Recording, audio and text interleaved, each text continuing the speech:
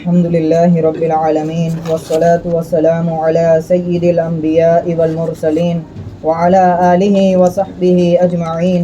أما بعد فأعوذ بالله من الشيطان الرجيم. بسم الله الرحمن الرحيم. وقضينا إلى بني إسرائيل في الكتاب لتفسدن في الأرض مرتين ولتعلن علوا كبيرا فإذا جاء وعد أولاهما بعثنا عليكم عبادا لنا أولي بأس شديد فجاسوا خلال الديار وكان وعدا مفعولا ثم رددنا لكم الكرة عليهم وأمددناكم بأموال وبنين وجعلناكم أكثر نفيرا إن أحسنتم أحسنتم لأنفسكم وإن أسأتم فلها فإذا جاء وعد الآخرة ليسوءوا وجوهكم وليدخلوا المسجد كما دخلوه أول مرة وليتبروا ما علوا تتبيرا. وقال في مقام آخر وإذ قلنا من بعده لبني إسرائيل اسكنوا الأرض فإذا جاء وعد الآخرة جئنا بكم لفيفا. صدق اللہ العظیم. اما بعد، محترم سامعین کرام اور پیارے عزیز دینی بھائیوں، ہمارا آج کا یہ اجتماع ایک بہت ہی حساس مسئلے پر ہوا ہے. موجودہ صورتحال کے لیے جو تعبیر استعمال کی جائے وہ کم ہے. بد سے بدتر صورتحال و تاریخ انسانیت مشاہدہ کر رہی ہے. ہر طرح کے ظلم و زیادتی کا مشاہدہ ہم روزانہ کر رہے ہیں، اور حقیقت میں جو ظلم و زیادتی کا عالم ان حضرات کے سامنے پیش ہو رہا ہے اس کا تو ہم تصور بھی نہیں کر سکتے. اس بڑے پیمانے میں فساد کا ہونا اور اس بڑے پیمانے میں اتنے بڑے جرم کا ہونا، اس کی اصل وجہ کیا ہے، اس کی اصل حقیقت کیا ہے، اس کا اصل سبب کیا ہے، اس کو سمجھنا بہت زیادہ ضروری ہے اس فساد کو ختم کرنے کے لیے. چنانچہ ہمیں تاریخ کے پیچھے جانا پڑے گا اور تاریخ کی طرف اپنی نظر دوڑانی پڑے گی اور اس مسئلے کو ذرا اور پیچھے چل کر دیکھنا پڑے گا تاکہ ہمیں مسئلے کا صحیح علم ہو اور فساد کی اصل وجہ معلوم ہو. چنانچہ مختصر سی تاریخ بنو اسرائیل کے متعلق آپ حضرات کے سامنے پیش کرتا ہوں. بنو اسرائیل یہ وہ قوم ہے جن کو آج ہم یہود سے جانتے ہیں، انگلش میں انہیں جیوز کہتے ہیں. جو نام قرآن میں ان کا منتخب ہے وہ بنو اسرائیل ہے. آپ قرآن کی تلاوت کرتے ہوئے بارہا دیکھتے ہوگے کہ متعدد مقام پر یا بنی اسرائیل کہہ کر اللہ تعالیٰ انہیں مخاطب فرما رہے ہیں اور ان کی نعمتوں کا تذکرہ کر رہے ہیں. کبھی فرما رہے ہیں یا بنی اسرائیل اذکروا نعمت اللہ علیکم، کہ اے بنی اسرائیل ان نعمتوں کو یاد کرو جو ہم نے تم کو دی ہے. اور بلا واسطہ اللہ تعالیٰ ان سے مخاطب ہو رہے ہیں اور ان کو ایمان لانے کی طرف دعوت دے رہے ہیں. یہ بنو اسرائیل ہے کون اور یہ کس نسل سے ان کا سلسلہ آگے بڑھا ہے، اس کو سمجھنا ہوگا. چنانچہ ہمارے سب کے اہل کتاب میں سب سے بڑے جد امجد ابراہیم علیہ السلام کی تاریخ کی طرف چلتے ہیں. ابراہیم علیہ السلام یہ عراق کے علاقے میں رہتے تھے اور عراق میں گزر بسر تھا. عراق کی میجورٹی وہ بت پرستی میں مبتلا تھی. چنانچہ ان کے والد بھی بت پرستی کے سربراہ تھے، بتوں کو تراش کر ان کو فروخت کرتے تھے. ابراہیم علیہ السلام خلقتاً شرک سے بغض و عداوت رکھتے تھے اور توحید ان کے دل میں بسی ہوئی تھی. تو ابتداءً ہی کبھی انہوں نے بت پرستی نہیں کی. چنانچہ قرآن میں مختلف مقامات میں ہم دیکھیں گے کہ کس طرح سے ابراہیم علیہ السلام نے اپنی قوم کو سمجھایا ہے، کبھی اپنے والد کو سمجھایا ہے. جب ہم دیکھتے ہیں کہ ان کی قوم نے ان کی دعوت کو قبول کرنے سے انکار کر دیا اور ان کے والد یہ کہہ بیٹھے لَئِن لَمْ تَنْتَهِ لَأَرْجُمَنَّكَ، کہ اگر تو باز نہیں آیا اس دعوت سے تو ہم تجھے رجم کر دیں گے، سرسنگ کر دیں گے. تو یہ تمام صورتحال ابراہیم علیہ السلام کو پیش آئی. اس کے بعد وہ مایوس ہو جاتے ہیں اور ان کی دعوت پر صرف 3 افراد جو ہے ایمان والے دنیا میں رہتے ہیں. ایک ابراہیم علیہ السلام، ایک ان کی زوجہ محترمہ سارہ علیہ السلام، اور تیسرے لوط علیہ السلام جو انہی کے خاندان میں سے تھے. چنانچہ ابراہیم علیہ السلام وہاں سے مایوس ہو کر ہجرت کرتے ہیں فلسطین کی طرف. یعنی ابراہیم علیہ السلام کا سب سے پہلا دارالہجرت جو ہے وہ ارض فلسطین ہے. فلسطین کی طرف ہجرت کر کے ایسا نہیں ہے کہ فلسطین میں ابراہیم علیہ السلام نے نئی نسل کو آباد کیا اور ایک نئی آبادی کو آباد کیا. بنجر جگہ تھی. آپ جب تاریخ کی کتابوں میں دیکھو گے تو پاؤ گے ابراہیم علیہ السلام جب فلسطین گئے ہیں تو وہاں پر پہلے سے ایک قوم تھی جو آباد تھی، جس کو ہم کنعان کہتے ہیں. کنعانی لوگوں سے وہ جگہ آباد تھی اور یہی وہ لوگ ہیں جو اصل باشندے ہیں. اس بات کو آپ یاد رکھیے، آگے چل کر اس پر دوبارہ گفتگو شروع کی جائے گی.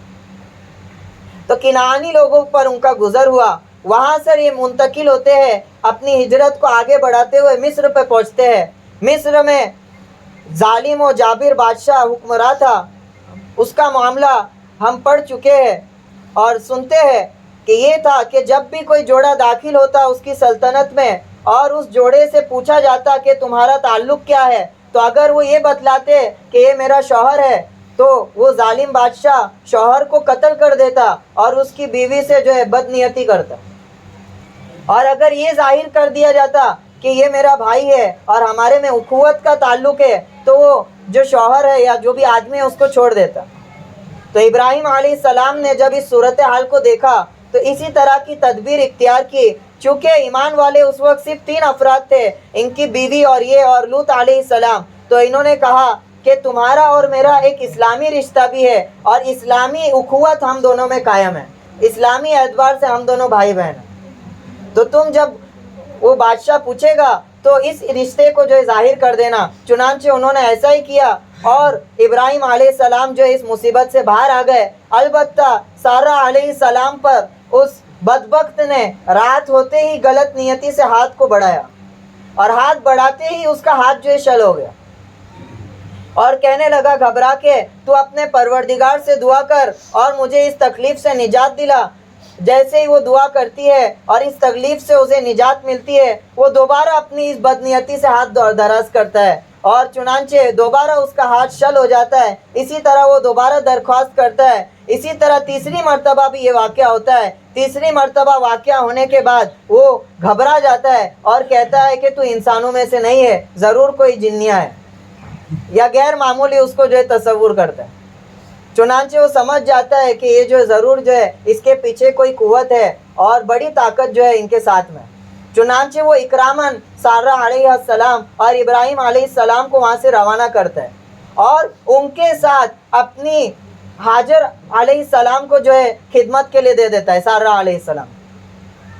اب یہاں پر ایک بات آپ کو متوجہ ہونا پڑے گا کہ ہاجر علیہ السلام جو تھی یہ کون تھی؟ میں نے بتایا مصر میں جو بادشاہ تھا یہ ابراہیم علیہ السلام کے خاندان ہی میں سے تھا. اس کا اوپر کا خاندان کا جو نسب تھا اس اعتبار سے ابراہیم علیہ السلام اس کے بھائی لگتے. چنانچہ جب یہ سارے واقعات اس کے سامنے نمودار ہوئے تو یہ سمجھ گیا کہ یہ میرا بھائی، یہ جو ہے میرے رشتے کے اعتبار سے میرے بھائی لگتے ہیں. اور ان کے خاندان کی جو برگزیدگی تھی وہ اس کو جو ہے معلوم پڑ گئی کہ ضرور اس کے جو ہے نبوت کا معاملہ اس کے ساتھ پیش آ رہا ہے اور اس کی عظمت جو ہے اس کے دل میں بیٹھ گئی. تو ہاجر علیہ السلام جو تھی وہ اس بادشاہ کی بیٹی تھی. کون تھی؟ سارہ علیہ السلام. اور ان سے خوش ہو کے سارہ علیہ السلام کی خدمت میں انہوں نے اس بیٹی کو دے دیا کہ جو آپ جو اس کی خدمت کریں. اس جو تعبیر ہے واقعے کو تورات جو بیان کرتا ہے، وہ تورات جو لفظ کو استعمال کرتا ہے وہ باندی کے لفظ کو استعمال کرتا ہے کیونکہ خدمت کے لیے دی تھی سارہ علیہ السلام کی. تو خدمت کے لیے دی تھی تو ان کے لیے جو ہے باندی لفظ استعمال کر دیا تورات نے، اہل کتاب میں. تو پھر یہ جو ہے تصور عام ہو گیا کہ جو ہاجر علیہ السلام تھی وہ باندی تھی. حالانکہ حقیقت ایسی نہیں ہے. ہاجر علیہ السلام یہ وہ اس ملک بادشاہ کی بیٹی تھی اور بادشاہ نے اکرامن حوالے کیا. چنانچہ یوں بھی آتا ہے اس نے یہ کہا کہ میں اپنی لڑکی کی شادی کسی بادشاہ سے کراؤں، اس سے زیادہ پسند مجھے یہ ہے کہ اس نبی سے جو ہے اس کا تعلق میں کروں. وہ سمجھتا تھا برگزیدگی کو. تو یہود کا یہ کہنا کہ بنو اسماعیل یہ باندی کی اولاد میں سے ہے، یہ بے اصل اور بے بنیاد ہے. اسی کو بنیاد بنا کر وہ بنو اسماعیل کی حقارت اپنے دلوں میں جو ہے بساتے ہیں کہ بنو اسماعیل یہ باندیوں کی اولاد میں سے ہے اور ان میں جو نبی ہوا ہے وہ باندیوں کی نسل سے ہوا. دراصل اس کی کوئی حقیقت نہیں ہے. یہ ہاجر علیہ السلام جو تھی وہ اس کی بیٹی تھی. چنانچہ مختصر یہ کہ کارواں آگے بڑھا، ہاجر علیہ السلام ان کے ساتھ ہو لی. اس کے بعد ابراہیم علیہ السلام کی جو نسل بڑھتی ہے وہ دو طریقے سے بڑھتی ہے، ایک سارہ علیہ السلام سے اور ایک ہاجر علیہ السلام سے. سارہ علیہ السلام سے جو اولاد پیدا ہوتی ہے اس کا نام اسحاق علیہ السلام ہے. اس کے بارے میں اللہ تعالیٰ خوشخبری دیتے ہیں. چنانچہ فرماتے ہیں اِنَّا نُبَشِّرُكَ بِغُلَامٍ عَلِيمٍ، کہ ہم آپ کو ایک علیم اور سیانے لڑکے کی بشارت دیتے ہیں. اور ہاجر علیہ السلام کی اولاد کی جب بشارت دی گئی تو اس میں الفاظ کچھ اور تھے. فرمایا فَبَشَّرْنَاهُ بِغُلَامٍ حَلِيمٍ، کہ ہم نے انہیں بردبار لڑکے کی بشارت دی. حلیم کا مطلب ہوتا ہے بردبار ہونا، صبر والا ہونا، موتی ہونا، فرما بردار ہونا. اور چنانچہ یہی وصف امت محمدیہ میں ان کی طرف سے منتقل ہوتے ہوئے چلے آئے. اب ہاجر علیہ السلام سے اسماعیل علیہ السلام ہوتے ہیں اور سارہ علیہ السلام سے اسحاق علیہ السلام ہوتے ہیں. وَمِن وَرَاءِ اسحاق یعقوب، اور اسحاق علیہ السلام کی نسل سے یعقوب علیہ السلام ہوتے ہیں. اور اسماعیل علیہ السلام جب پیدا ہوئے ان کے بعد دوسرا کوئی نبی ان کی نسل میں پیدا نہیں ہوتا. اب تقریباً 2000 سال بعد آپ صلی اللہ علیہ وسلم اس نسل میں جو ہے نمودار ہوتے. اس کے برخلاف اسحاق علیہ السلام کی جو نسل ہے وہ نبیوں سے جو ہے بھرپور تھی. اسحاق علیہ السلام کے بعد کثرت سے انبیاء اس جو ہے نسل میں پیدا ہوئے.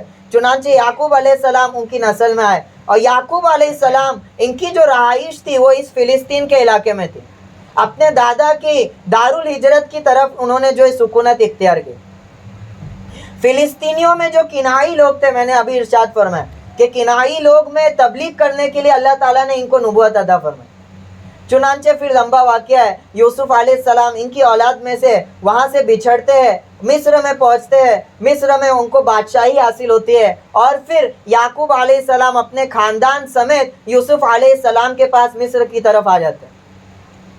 مصر اور فلسطین سے کیسے انتقال ہوا وہ آپ کو سمجھانا مقصود ہے. جب آپ وہ نقشے میں دیکھو گے مصر یہاں اس جگہ ہے اور فلسطین اوپر کی جانب جو ہے اور مشرقی طرف جو ہے اوپر کی جانب جو ہے وابستہ ہے، تو اس طرف سے جو ہجرت کرنا آسان ہے. مصر پہلا ملک لگتا ہے. تو چنانچہ یوسف علیہ السلام کو یہاں بادشاہت ملتی ہے. یعقوب علیہ السلام وہاں سے اپنے اہل و عیال سمیت یہاں پہ ہجرت کرتے ہیں. ان کی جو تعداد ہے وہ 90 افراد پر مشتمل تھی. یعقوب علیہ السلام کا خاندان جو ہے بڑا تھا اور بیویاں جو ہے کثیر تھی. 90 افراد پر یہ جماعت جو ہے مصر آتی ہے. مصر میں اللہ تعالیٰ نے یوسف علیہ السلام کو بادشاہی عطا فرمائی. وہ پورا واقعہ ہم جو ہے جانتے ہیں اور اس کی تفصیلات میں جانے کا وقت نہیں ہے. چنانچہ یوسف علیہ السلام انتقال فرماتے ہیں. اس کے بعد وہاں پر تعصب کا سلسلہ شروع ہوتا ہے. ہر جزئیے کو الگ الگ سمجھانے کا وقت نہیں ہے. آپ حضرات سے گزارش آپ بغور اس کو سنیں اور اس کے جزئیے کو اپنی طرف سے استنباط کریں کہ کس طرح قوموں کی تاریخ میں رد و بدل پیش آئی ہے. کہ جب یوسف علیہ السلام کا وہاں سے وفات ہوتی ہے تو یوسف علیہ السلام کے بعد جو یعقوب علیہ السلام کی نسل تھی بنی اسرائیل، اسرائیل یعقوب علیہ السلام کا لقب ہے. بنی اسرائیل کی تئی مصری لوگوں کی طرف سے تعصب شروع ہو گئے کہ یہ کل کے آئے ہوئے لوگ، باہر کے رہنے والے اور مٹھی بھر جماعت یہ ہمارے علاقے میں آ کے ہم پر کیا کر رہی ہے. تو تعصب جو ہے یہ بڑی بری چیز ہے. جب امت تعصب میں مبتلا ہوئی ہے کہ ہمارا گاؤں والا ہے یا یہ ہمارے شہر والا ہے، چاہے یہ ظالم ہو یا مظلوم ہو یا ہمارا گاؤں والا ہے، اس پر کوئی انگلی نہیں اٹھا سکتا.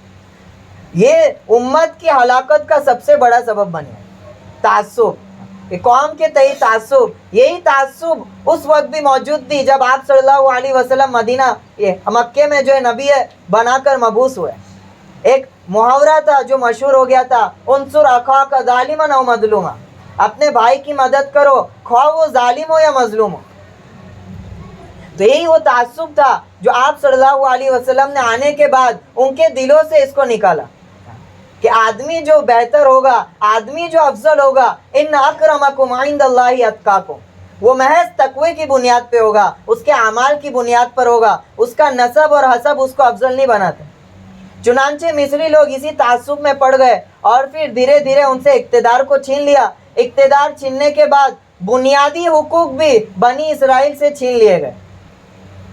جو بنیادی حقوق ہوتے ہیں سیویلینز کے لیے، سٹیزنز کے لیے، وہ بھی ان سے سلب کر لیے گئے، اور اس پر بس نہیں، یہاں تک کہ ان کو غلام اور باندی کی حیثیت دے دی قبطیوں نے، اور طرح طرح کے ظلم و مظالم ان پر ڈھائے، جس کو قرآن جگہ جگہ پہ بیان کرتا ہے، یقتلون ابناءہم ویستحیون نساءہم۔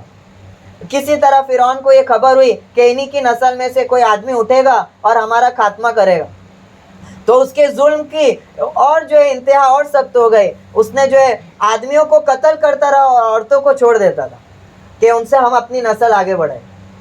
یہ سلسلہ ظلم و زیادتی کا چلتا رہا۔ اللہ تعالیٰ نے موسیٰ علیہ السلام کو ان پر مبعوث فرمایا۔ موسیٰ علیہ السلام کے ذریعے سے اللہ تعالیٰ نے اس ظلم و زیادتی سے ان کو نجات دی اور فرعون کو جو ہے غرق کر دیا۔ اس کے متعلق ایک آیت ہے جس کی طرف آپ کو اشارہ کرتا ہوں۔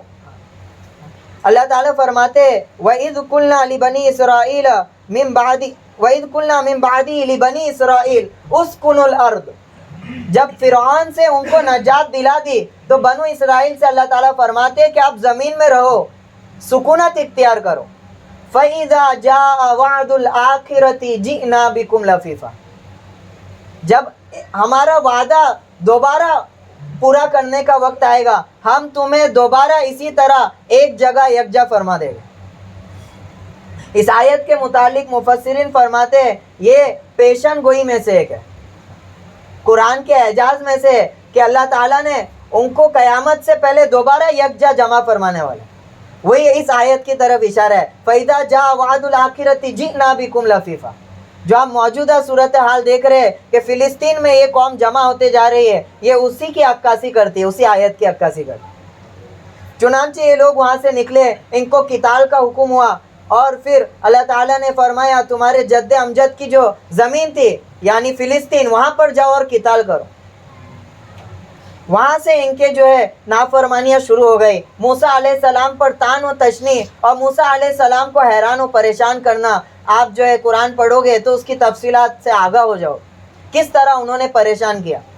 موسیٰ علیہ السلام نے کہا کہ چلو قتال کی طرف، وہ کہنے لگے فَاذْهَبْ أَنْتَ وَرَبُّكَ فَقَاتِلَا إِنَّهَا هُنَا قَاعِدُونَ، آپ کے پروردگار جاؤ اور قتال کرو، ہم یہاں بیٹھے رہتے ہیں، اگر فتح آپ کو آ گئی تو ہم آپ کے ساتھ ہو جائیں۔ تو اس طرح نافرمانی پہ نافرمانی کرتے رہے، کیونکہ یہ جو پہلی نجات ملی تھی فرعون سے، یہ ان کی ذاتی محنت کی وجہ سے نہیں ملی تھی، یہ محض اللہ کے انعام سے ملے تھے۔ اب ضرورت تھی کہ وہ کچھ حاصل کرے، وہ اپنی ذاتی محنت اور کوشش سے اپنا جو ہے رتبہ جو ہے حاصل کرے۔ تو فرعون موسیٰ علیہ السلام نے ان سے کہا یا قوم ادخلوا الارض المقدسۃ التی، کہ ارض مقدس میں داخل ہو جاؤ، کتب اللہ لکم، جس کو اللہ تعالیٰ نے تم پر لکھ دیا ہے۔ لیکن انہوں نے اس بات کو نہ مانا، چنانچہ ان پر عذاب مسلط ہو گیا۔ فإنها محرمۃ علیہم 40 سنہ، 40 سال تک ان کو وادی تی میں قید کر لیا گیا۔ جو چیز ان کو فوری طور پر ملنے والی تھی، فلسطین کی حکومت، اس کو 40 سال تک مؤخر کر دیا گیا، اور 40 سال تک اس وادی میں وہ جو ہے قید ہو، نہ کچھ کر پاتے تھے نہ اس سے نکل پاتے تھے، اور کھانے پینے کا جو سامان تھا وہ من و سلوا کے ذریعے وہ زندہ رہے، اور اس میں بھی نافرمانیوں کا سلسلہ۔ اس کے بعد یہ جو قوم تھی وہ وہاں گئی اور مختلف علاقوں میں 12 قبیلے تھے یہود کے، 12 قبیلوں میں جو ہے منتشر تھی یہ قوم۔ اس کے بعد ان پر طرح طرح کے ظلم و مظالم عالم نے ڈھائے۔ میں آپ کو اس سلوک کی طرف آپ کو لے جانا چاہتا ہوں جو سلوک یہودیوں کے ساتھ عالم دنیا نے کیا ہے۔ اس کی آغاز فرعون سے ہوتی ہے۔ اس کے بعد جب یہ فلسطین میں الگ الگ جگہ جو ہے 12 قبیلوں میں یہ منقسم ہو گئے، تو ان پر ظلم و زیادتی ہوتی رہی. پریشان ہو کر انہوں نے شمویل علیہ السلام جو وقت کے نبی تھے ان سے کہا کہ آپ ہمارے درمیان کوئی آدمی متعین کر دیجئے, ہم قتال کریں. جو جالوت تھی اس کی حکومت کی طرف قتال کرے. تو شمویل علیہ السلام نے تعین کی, طالوت علیہ السلام کو مقرر کیا.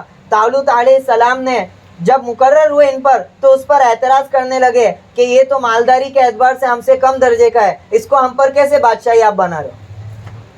لیکن قرآن میں اس کی جو علت بیان کی گئی, بسطتاً فی العلم والجسم, شمویل علیہ السلام نے جو ان کو ان کا بادشاہ اور کمانڈر متعین کیا وہ اس وجہ سے کیا کہ وہ علم کے اعتبار سے اور قوت کے اعتبار سے ان میں سب سے زیادہ بڑے ہوئے تھے. جس منصب کے لیے جو چیزیں چاہیے ہوتی ہے, درکار ہوتی ہے, وہ چیزیں اگر کسی شخص میں ہو تو اس وقت وہ شخص اس منصب کا اہل ہوتا ہے, نہ کہ مالداری کی وجہ سے کوئی آدمی کسی منصب کا حقدار ہوتا ہے. یہ تصور ان میں تھا. آج ہم دیکھتے ہیں دنیا میں بھی یہی تصور ہے کہ جو مالدار لوگ ہیں ان کو جو ہے اسپیشل رائٹس دیے جائیں. قابلیت اور ساری صلاحیتوں کو صرف نظر کرتے ہوئے مالداری جو ہے یہ معیار ہو کسی آدمی کو جو ہے اسپیشل رائٹ دینے. یہی اشکال انہوں نے کیا. چنانچہ کسی طرح طالوت علیہ السلام کی قیادت میں آگے بڑھتے ہیں. طالوت علیہ السلام ان کو لے کر آگے بڑھے. ایک نہر آتی ہے جس پر اللہ تعالیٰ ان کی آزمائش کرتے ہیں. ان اللہ مبتلیکم بنہر, چنانچہ فرماتے طالوت علیہ السلام جو کوئی اس نہر سے پی لے گا فلیس منی, وہ ہمارے لشکر سے جدا ہو جائے گا, ہم میں سے نہیں ہوگا. اللہ من اغترف غرفۃ بیدہ, ہاں مگر چلو بھر. نہر آ رہی ہے, آپ سفر کر رہے ہو, پیاس لگ رہی ہے, چلو بھر پانی لے کر اپنی ضرورت پی کر لینے, چلو بھر پانی سے زیادہ نہیں پینا ہے. چنانچہ جب نہر آتی ہے اکثر فشربوا الا قلیلا منہم, اکثر افراد جو ہے وہ نہر کو دیکھ کر جو ہے روک نہیں پاتے اپنے آپ کو اور پانی سے اپنے پیٹ کو شکم سیر کر دیتے. بس تھوڑے لوگ ہوتے ہیں جو ان کے اس فرمان پر جمے ہوئے رہتے. تو یہ جو نافرمانی کرنے والے لوگ ہوتے ہیں ان پر اللہ تعالیٰ گناہ کی وجہ سے وہ جالوت کا رعب جو ہے مسلط کر دیتے. گناہ جو ہے وہ سبب بنتا ہے آدمی کی ہمت کو توڑنے کا. جب جب آدمی اور انسان اللہ کی نافرمانیوں میں مبتلا ہوتا ہے اس کی ہمتیں پاش پاش ہو جاتی ہے, کمزور ہو جاتی ہے. بڑے کام کرنے والے ہر دور میں متقی اور پرہیزگار لوگ ہی ہوتے ہیں. انہی میں اتنی طاقت ہوتی ہے کہ پوری عالم کے خلاف کھڑے ہو کر حق کو جو ہے زندہ کر سکتے. تو یہ نافرمانی کی وجہ سے ان کے دلوں میں رعب آ گیا اور سارے لوگ بیٹھ گئے. اور طالوت علیہ السلام جو بچے کچے لوگ تھے ان کو لے کر آگے بڑھتے ہیں اور جالوت سے لڑتے. اسی لشکر میں داؤد علیہ السلام تھے. داؤد علیہ السلام لشکر میں تھے. انہوں نے اپنی بہادری سے سب سے جو طاقتور آدمی تھا اس کے مقابلہ کرنے کو جو ہے متعین کیا. وہ دیکھا انہوں نے لشکر میں سب سے طاقتور جالوت ہے تو اس کو اپنا نصب العین بنایا. چنانچہ داؤد علیہ السلام اس کو جو ہے قتل کرتے ہیں, ان کی بہادری ثابت ہوتی ہے اور داؤد علیہ السلام جو ہے حاکم مقرر ہو رہے ہیں. یہ وہ گولڈن ایج ہے جو یہودیوں کا شروع ہوا ہے فلسطین میں. داؤد علیہ السلام حاکم مقرر ہوتے ہیں. داؤد علیہ السلام کے بعد سلیمان علیہ السلام بادشاہ ہوتے ہیں جن کی حکومت کا ہم سب کو علم ہے. کچھ 99 سال کی مدت ہے جو فلسطین میں ان لوگوں نے حکومت کی ہے. کتنے سال کی ہے؟ یہی وہ حکومت تھی جس میں بنی اسرائیل کی شان و شوکت کا جو ہے مظاہرہ ہوا ہے. لیکن اس مدت میں بھی ان لوگوں نے اپنی خرافات سے جو ہے توبہ نہیں کیا.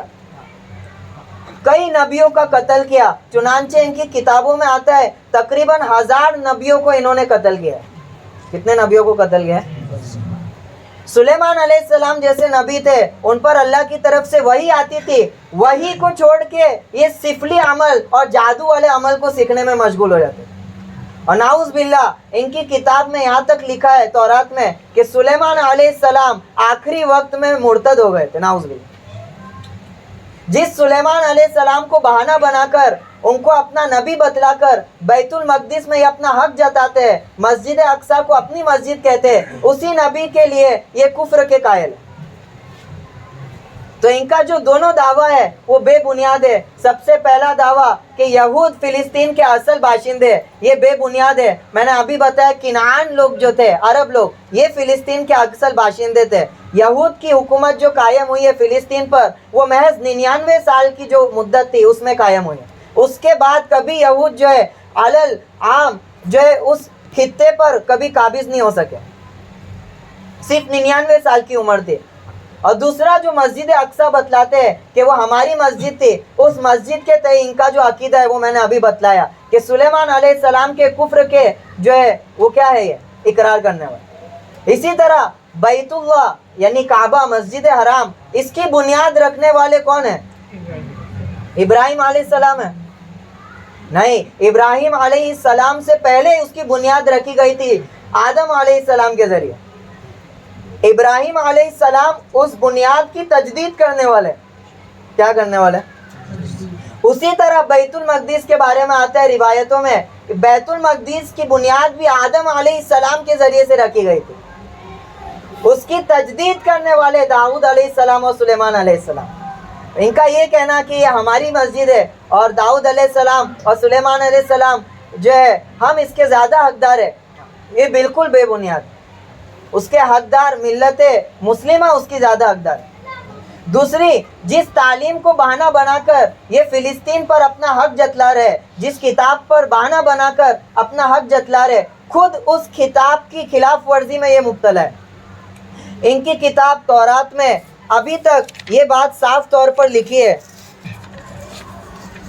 کہ ایک نبی آئے گے ہاجر اور اسماعیل علیہ السلام کی اولاد میں سے۔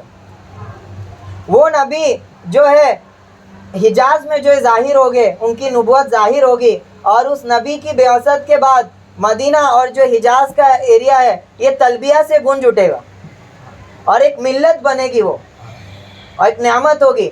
اس طرح کے نبی کی بشارت ان کی کتابوں میں پہلے سے، اس وقت بھی تورات میں اس کی بشارت ہے، ان کو مٹایا نہیں گیا۔ اور یہی وہ نبی کی بشارت تھی جس کی وجہ سے یہ جنگوں میں اللہ سے فتح کو مانگتے تھے، دعا کرتے تھے۔ اللہ تعالیٰ وہ نبی کے بدولت جو ہمارے درمیان مبعوث ہونے والا ہے، ہم کو اس جنگ میں کیا عطا فرما؟ فتح۔ آپ صلی اللہ علیہ وسلم کے بعثت سے پہلے اسی کے عوض کیا کرتے تھے؟ دعائیں کرتے تھے۔ لیکن آپ صلی اللہ علیہ وسلم کے آنے کے بعد ان میں بغض اور عناد جو ہے عام ہو گیا اور ان کی نبوت کا یہ انکار کر بیٹھے۔ اسی طرح یہ تعویل کرتے ہیں کہ ہماری کتاب میں جو آپ صلی اللہ علیہ وسلم کی نبوت کا ذکر ہے وہ بطور پیشن گوئی کے ہے۔ یہ نقطہ آپ کو سمجھنا پڑے گا۔ کیا تحریف کرتے، کون سی خرافات کرتے؟ یہ کہتے ہیں ہماری کتاب میں اس بات کی خبر دی گئی ہے کہ آخری زمانے میں ایک ایسی ملت پیدا ہونے والی ہے، ایک ایسی ملت کا وجود ہوگا۔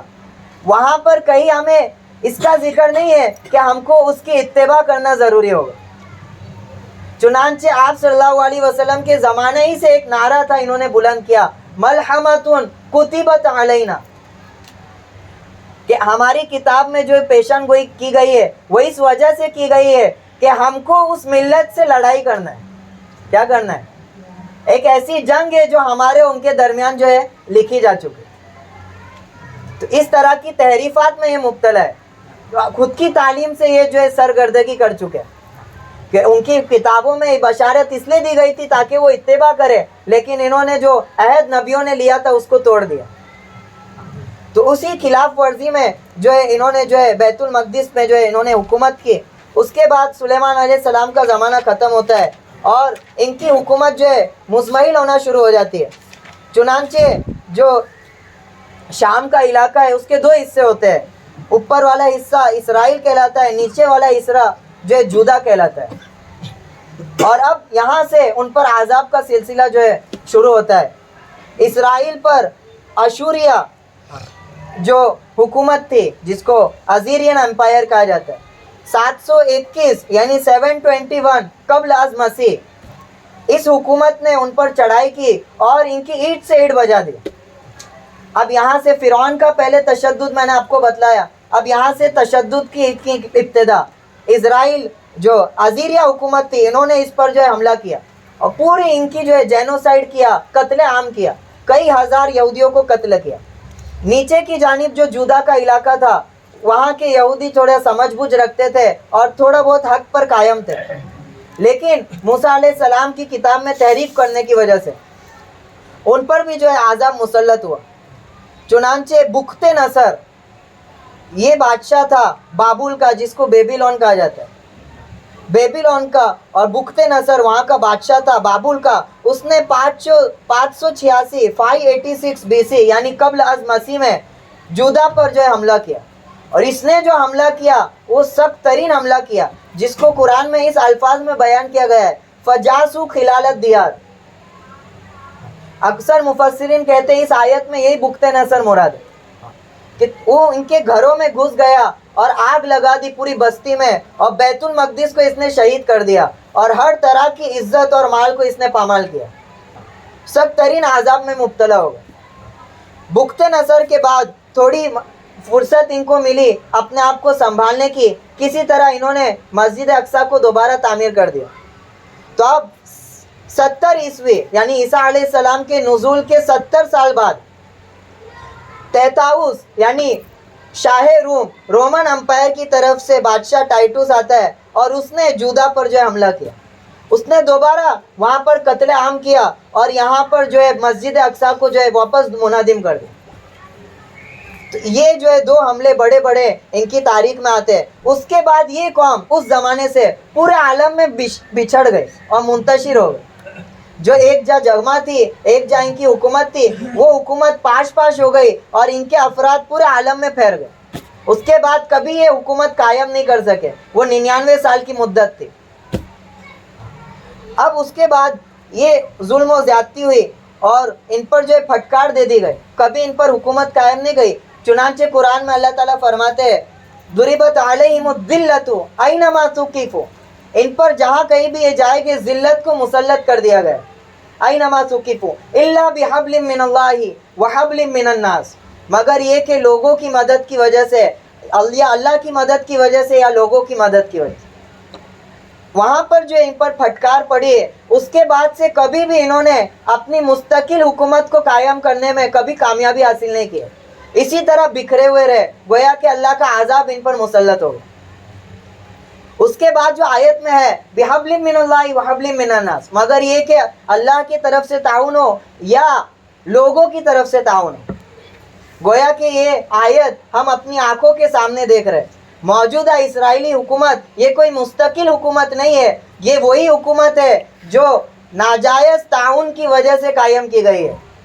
امریکہ اور برطانیہ کی ناجائز تعاون اور عالم متحدہ کے تعاون کی وجہ سے یہ حکومت قائم کی گئی ہے، ان کی مستقل حکومت نہیں ہے۔ تو وہی پھٹکار ان پر مسلط کی گئی تھی، چنانچہ کبھی یہ مستقل حکومت قائم نہیں کر سکے اور اسی طرح منتشر رہے۔ 2000 سال کے بعد ہولوکاسٹ جو ہے اس کا مشاہدہ کیا جاتا ہے ہٹلر کے زمانے میں۔ میں نے پہلی شروع آیت میں آپ کو بتلا دیا کہ اسحاق علیہ السلام کی اولاد میں سے ان کے لیے جو اللہ تعالیٰ نے صفت بیان کی وہ علیم کی بیان کی۔ کیا کی؟ نافرمان تھے، کیسے بھی تھے۔ علیم کا مطلب ہوتا ہے دور اندیش، سمجھدار اور آگے کی سوچنے والا، جس کو سیانہ ترجمہ کر سکتے۔ تو ان کی قوم یہ تمام رذائل میں مبتلا تھی۔ ایک صفت ان میں پہلے سے چلی آ رہی ہے، ان کی ہوشیاری کی، دور اندیشی کی۔ آپ دیکھ سکتے ہیں یہ پورے عالم میں منتشر تھی اس زمانے میں، لیکن معاشی اعتبار سے ان کے افراد اتنے مضبوط تھے اور اتنے جو ہے قوی تھے کہ ورلڈ وار 1 کو فائنینس کرنے میں سب سے بڑا ہاتھ یہود کا ہے۔ جو برٹن کو فائنینس کیا ہے وہ یہودیوں نے جو ہے فائنینس کیا ہے، ورنہ کیا وجہ تھی یہود اور نصارہ میں دوستی ہونے کی؟ 1000 سال کی تاریخ ہے، یہود اور نصارہ آپس میں سخت دشمنی میں مبتلا رہے۔ اندلس کا موقع دیکھے گئے، نصارہ یہود کو چوپائے سے زیادہ حیثیت نہیں دیتے تھے۔ یہ کیا اچانک سے جو ہے تبدیلی آ گئی کہ برٹن اور یہود میں جو ہے دوستی ہو جاتی ہے؟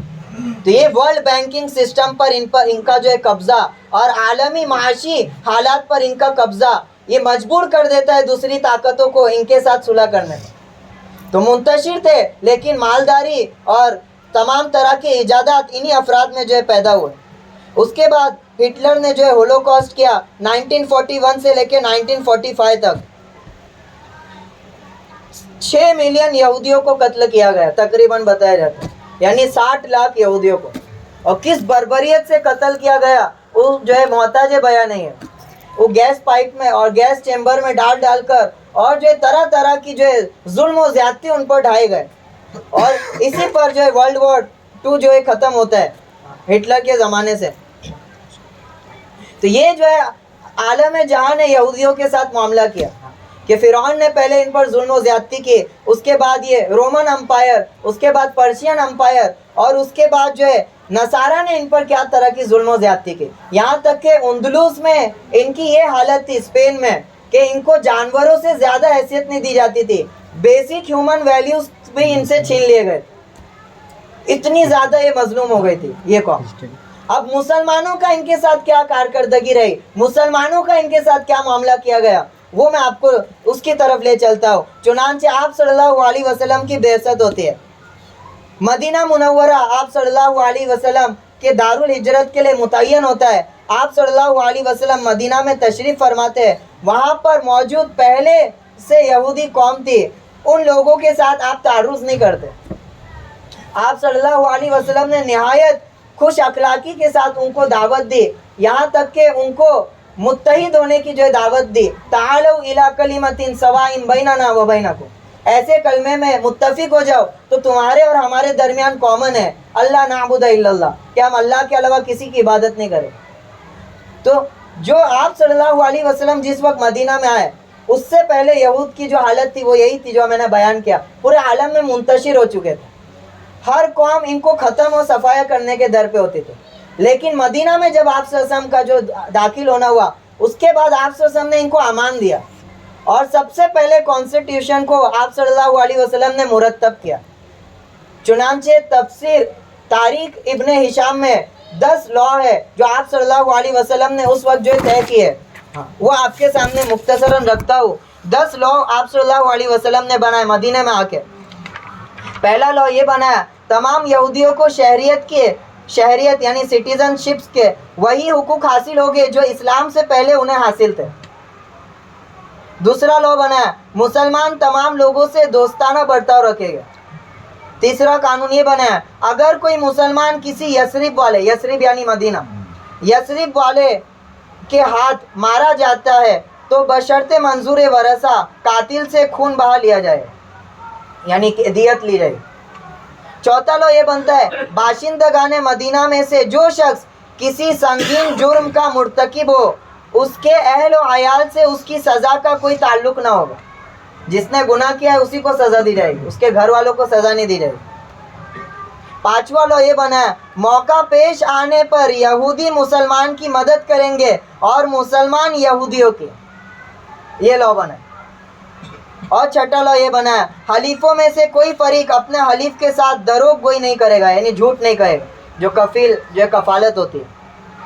اور ساتواں یہ بنا ہے, مظلوموں اور ستم رسیدہ شخص کی خواہ کسی قوم سے ہو مدد کی جائے گی. یہ نہیں دیکھا جائے گا کہ وہ یہود میں سے ہے یا کسی اور قوم سے ہے, اگر وہ مظلوم ہے تو اس کی مدد کی جائے گی. اور اگر ظالم ہے کوئی شخص تو اس سے انتقام لیا جائے گا اگرچہ وہ مسلمان میں سے. پھر لا بنایا, یہود پر جو بیرونی دشمن حملہ آور ہو گئے, ابھی میں نے بتایا اس زمانے میں پورا عالم گویا کہ یہود پر ٹوٹنے کو تھا, تو یہود پر جو بیرونی دشمن حملہ آور ہوگا, اس وقت یہودیوں کی حمایت کرنا گویا کہ ان کے دشمنوں سے جنگ مول لینا ہے. یعنی ان کو سیکیورٹی پرووائڈ کرنے کے لیے اسلام اس حد تک آپ صلی اللہ علیہ وسلم آگے بڑھ گئے کہ ان کے دشمنوں سے دشمنی مول لینے کے لیے بھی تیار ہو گئے. تو فرمائے کہ جو یہودیوں پر بیرونی حملے ہو گئے, مسلمان ان کی امداد لازم ہوگی. اور نواں لا یہ بنا, یہود کو مذہبی آزادی حاصل ہوگی. یہ نہیں کہ وہ اپنے جو مذہب میں احکامات ہے اس پر عمل نہیں کر سکتے, ان کا دین ان کے ساتھ ہوگا اور مسلمانوں کے ساتھ ان کے دین کے مطابق معاملہ ہوگا. 10واں لا یہ بنایا, مسلمانوں میں سے جو شخص ظلم یا زیادتی کرے گا تو مسلمان اسے سزا دے, مسلمان ہی اسے سزا دے. اور 11واں لا یہ بنایا, بنی عوف کے یہودی مسلمانوں میں سے ہی شمار ہو گئے. اور 12واں یہ, یہودی اور مسلمانوں میں جس وقت کوئی قضیہ پیش آئے گا تو اس کا فیصلہ رسول اللہ صلی اللہ علیہ وسلم کرے. کسی مسلمان کو اتھارٹی نہیں ہے کہ وہ لا کو اپنے ہاتھ میں لے گا کہ تم لوگ تو مغضوب علیہم ہے, میں تمہارا فیصلہ کروں. نہیں, آپ صلی اللہ علیہ وسلم نے پابند بنایا تھا کہ وہ قضیے کو میرے پاس پیش کیا جائے اور پھر میں دلائل کی روشنی میں اس کا فیصلہ کروں. اور 13 لا یہ بنایا تھا کہ یہ عہد نامہ جو ہم نے بنایا, ایگریمنٹ, کبھی کسی ظالم یا کھاتی کی جانبداری نہیں کرے گا, اسی پر قائم رہے گا. اس کے برخلاف یہ آپ صلی اللہ علیہ وسلم کا معاملہ تھا. 10 لا پہلے ہی تحفظ دے دیا. اس کے برخلاف یہودیوں کی طرف سے کیا معاملہ ہوا, کہ ایک وجہ یہودیوں میں حسد، تنگ دلی اور جمود اور تعصب کا پایا جانے لگا مسلمانوں کے دیکھ ان کے عقائد باطلہ، اخلاق رذیلہ اور گندی روش، یہاں تک کہ انہوں نے زیادہ دنوں تک نہ چھپا سکے اپنی عداوت کو۔ آپ صلی اللہ علیہ وسلم اور مسلمانوں کو نقصان پہنچانے کی ہر ممکن کوشش کی، خفیہ سازشیں کی، بغاوت کے منصوبے بنائے، آپ صلی اللہ علیہ وسلم کے کھانے میں زہر ملایا، آپ صلی اللہ علیہ وسلم کو شہید کرنے کی تدبیریں سوچی، اسلام اور مسلمانوں کو نقصان پہنچانے کا کوئی موقع ہاتھ سے جانے نہیں دیا۔ اس کی ایک وجہ یہودیوں میں حسد اور تنگ دلی کی، یہ یہودیوں کی طرف سے معاملہ ہو۔ آگے بڑھتے آپ صلی اللہ علیہ وسلم نے تحملی سے کام لیا۔ اس کے بعد بنو نذیر کی غداری جو ہے سامنے آتی ہے۔ بنو نذیر نے غداری کی، اور کیا غداری کی کہ جنگ احد میں آپ صلی اللہ علیہ وسلم جب ان کے پاس خون بہا لینے گئے تو انہوں نے پہلے سے پلاننگ کر کے رکھی تھی۔ آپ صلی اللہ علیہ وسلم کو ایک جگہ میں بٹھایا، پلاننگ یہ تھی کہ اوپر سے چٹان کو گرا دیا جائے گا اور نعوذ باللہ آپ صلی اللہ علیہ وسلم کو قتل کر دیا جائے گا۔ یہ منصوبہ آپ کے ساتھ بنانے لگے۔ آپ صلی اللہ علیہ وسلم صلح کے لیے جاتے تھے اور یہ اس قسم کے جو ہے منصوبہ میں رہتے۔ آپ صلی اللہ علیہ وسلم کو وحی کے ذریعے سے اس کا علم ہو گیا، آپ صلی اللہ علیہ وسلم وہاں سے ہٹ گئے اور پھر آپ صلی اللہ علیہ وسلم نے ان سے انتقام لیا۔ یہ بنو نذیر وہی لوگ تھے جو جنگ احد میں بھی مسلمانوں کو مسلمانوں کے ساتھ غداری کرنے والے یہی لوگ تھے۔ جنگ احد چل رہی تھی، گھماسان کی جنگ، بیچ لڑائی میں مسلمانوں کو چھوڑ کر جانے والے یہی لوگ تھے۔ آپ صلی اللہ علیہ وسلم نے یہ تمام چیزیں ہونے کے بعد ایکشن لیا، چنانچہ ان کو جلا وطن کر دیا۔ آپ دیکھو اسلام میں اس وقت آپ صلی اللہ علیہ وسلم پاور میں تھے، اسلام پاور میں تھا، موجودہ حکومتوں کی طرح سے جینوسائیڈ نہیں کیا، ان کے عام اور خاص لوگوں کو قتل عام کرنا شروع نہیں کیا۔ عمل کیا بھی تو کیا کیا؟ جلا وطن۔ اب تم ہمارے ساتھ رہنے کے لائق نہیں ہو۔ مدینہ سے ان کو کیا کر دیا گیا؟ اس کے بعد خیبر کے مقام میں انہوں نے پھر دغا بازی کی۔ خیبر کے یہودیوں ان سے بھی ایگریمنٹ ہوا تھا صلح کا۔ احزاب کی جو جنگ ہوئی تھی، کفار مکہ مسلمانوں پر چڑھے تھے۔ مسلمانوں پر پہنچنے کے لیے جو کفار مکے سے آئے تھے ان کو مدینہ تک پہنچانے والے لوگ یہی تھے، خیبر کے یہودی لوگ۔ جب کفار پر شکست، کفار کو اللہ تعالیٰ نے مغلوب کر دیا تو اللہ تعالیٰ نے حکم دیا کہ خیبر کی طرف جو ہے آپ ارادہ کریں۔ اب خیبر کی طرف آپ صلی اللہ علیہ وسلم بڑھتے ہیں اور بغیر لڑائی کے آپ صلی اللہ علیہ وسلم کو اللہ تعالیٰ نے وہ جنگ کو جو ہے فتح کرا دی، اور خیبر کے جتنے یہود تھے ان سب کی جلا وطنی کا فیصلہ کیا گیا۔ ان کو بھی کیا کیا جائے گا؟ جلا وطنی کی جائے گی۔ اس میں بھی یہود میں سے کچھ لوگ آئے، انہوں نے درخواست کی کہ آپ اس زمین پر ہم کو رہنے دیجئے، ہم کھیتی کریں گے، جو پیداوار ہوگی اس کا نصف حصہ آپ کو ادا کیا کریں گے۔ آپ نے درخواست منظور کر لی۔ جلا وطنی کر رہے تھے، آپ اپناری زمینوں سے نکال رہے، ہم کو یہی زمینوں میں رہنے دیجئے، ہم بطور کام کرنے والے اور مزدوروں کی طرح یہاں کام کریں گے، جو پیداوار آئے گی اس میں سے آدھا آپ رکھ لیجئے، ہم آدھا رکھ لیں گے۔ آپ صلی اللہ علیہ وسلم نے اس کو بھی منظور کر لیا۔ اور عبداللہ بن رواحہ جو پیداوار کو تقسیم کرنے پر جو فائز تھے، وہ کہتے تھے جس حصے کو چاہو، وہ جو پیداوار جب کٹتی تھی تو اس پیداوار کو 2 حصہ کرتے تھے اور یہود سے کہتے تھے جو حصہ چاہے لے لو۔ یہود اس عدل و انصاف کو دیکھ کر یہ کہتے کہ ایسے ہی عدل و انصاف کی وجہ سے آسمان و زمین قائم ہے۔ ایک روایت میں آتے عبداللہ بن رواحہ فرماتے تھے، اے گروہ یہود، تمام مخلوق میں تم میرے نزدیک سب سے زیادہ مقبوض ہو۔